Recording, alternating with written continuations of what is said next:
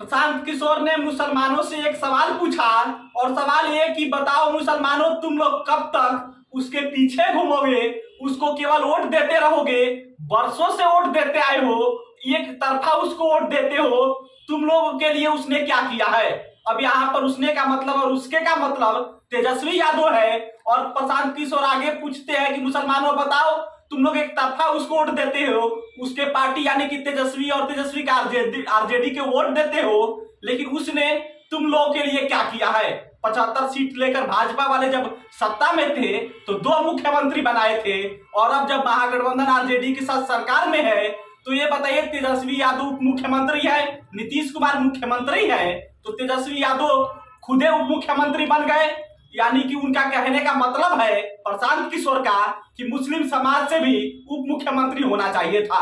और यह सब बातें प्रशांत किशोर, मुस्लिम समाज के कुछ लोग होते हैं वहां पर ये बातें प्रशांत किशोर मुसलमानों से पूछते हैं। बाकी हम इसी पर अब बात करेंगे, लेकिन इसके पहले नमस्कार स्वीकार कर लीजिए। मेरा नाम सिकंदर अली है और आप बिहार मंच देख रहे हैं।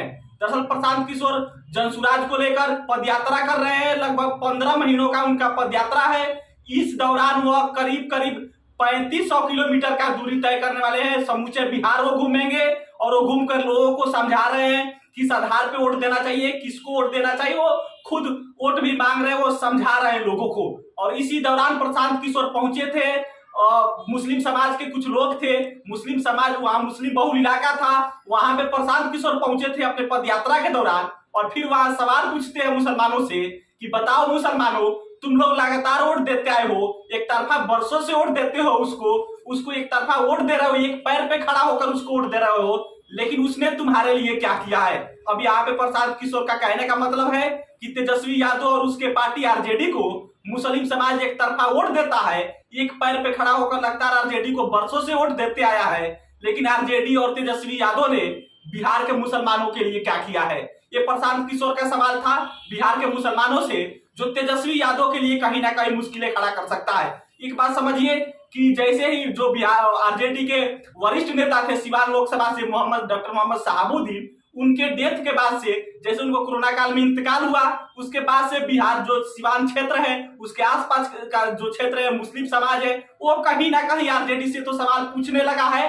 लगातार यह सवाल पूछ रहा है कि दिल्ली में डॉक्टर मोहम्मद शहाबुद्दीन का इंतकाल हुआ, डेथ हुआ, लेकिन वो उसी हॉस्पिटल से जहां उनका डेथ हुआ उसके कुछ ही देर दूरी पे आरजेडी परिवार वाले थे, लेकिन कोई भी उनको समर्थन में वहां नहीं पहुंचा। डॉक्टर शहाबुद्दीन का वो सामा जो उनके लड़के हैं वो वहां पे हॉस्पिटल में अकेले वो लड़ते रहे, लेकिन उनको जो शहाबुद्दीन की डेड बॉडी थी उसको सिवान लाने के लिए काफी कोशिश की वो सामा, लेकिन वो नहीं आ पाई। लेकिन तेजस्वी यादव और जो भी मौजूद थे दिल्ली में लालू परिवार से, वो कोई वहां तक नहीं पहुंचा।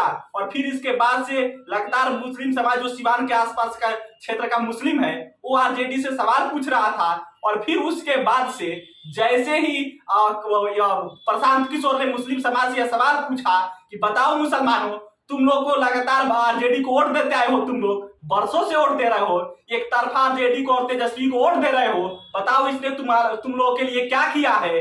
तो फिर कहीं ना कहीं आरजेडी के लिए मुश्किलें खड़ा हो सकती है, क्योंकि आरजेडी का जो एमआई समीकरण चलता है, जिस समीकरण पे आरजेडी का पैरामीटर तैयार होता है, जिस समीकरण पर आरजेडी चुनाव लड़ती है, अगर उसका जो एम है वो कहीं ना कहीं खिसकता है। और प्रशांत किशोर के इस सवाल पर जो बिहार का मुस्लिम वर्ग है वो कहीं ना कहीं सोचता है, तो आरजेडी के लिए और तेजस्वी के लिए मुश्किलें बढ़ सकती है, क्योंकि तेजस्वी लगातार इस बात की दावा कर रहे हैं कि हम ए टू जेड वाले पार्टी हैं। और जिस प्रकार से शहाबुद्दीन की डेथ के बाद से यह सवाल पूछने लगा था बिहार के मुसलमान, और फिर उसके बाद से प्रशांत किशोर का मुसलमानों से यह सवाल कहीं ना कहीं तेजस्वी यादव के लिए मुश्किलें खड़ा कर सकता है। फिलहाल बहरहाल वो प्रशांत किशोर मुस्लिम समाज के लोगों से यह सवाल पूछे कि बताइए आप लोग लगातार आप लोग आरजेडी को वोट दे रहे हैं, एक तरफा वोट देते हैं, आप लोग एक पैर पे खड़ा होकर वोट देते हैं, वर्षों से वोट देते आए हैं, लेकिन तेजस्वी और आरजेडी आप लोगों के लिए क्या किया है। और फिर उसके बाद से अगर कहीं ना कहीं जो एम समीकरण है, जो आरजेडी का फैक्टर माना, जो आरजेडी का मेन कोर वोटर यादव के साथ साथ एम माना जाता है, जो एम समीकरण कहा जाता है, अगर उसमें से एम कहीं ना कहीं इस सवाल पर सोचने लगता है, गौर करने लगता है, तो तेजस्वी यादव के लिए मुश्किलें जरूर खड़ा हो सकती है। फिलहाल इस वीडियो में इतना ही। देखिए आप लोग प्रशांत किशोर के बारे में क्या सोचते हैं, उनका जो सवाल था उस पर आप लोग क्या सोचते हैं। बाकी जो मुस्लिम समाज के से उन्होंने सवाल पूछा उस पर आप लोग क्या सोचते हैं। खैर हमारा काम था खबर बताना, हमने आपको बता दिया कि पीछे दीपक खड़े हैं, मैं आपके साथ सिकंदर ली, अब बिहार में से देख रहे थे। बहुत बहुत धन्यवाद।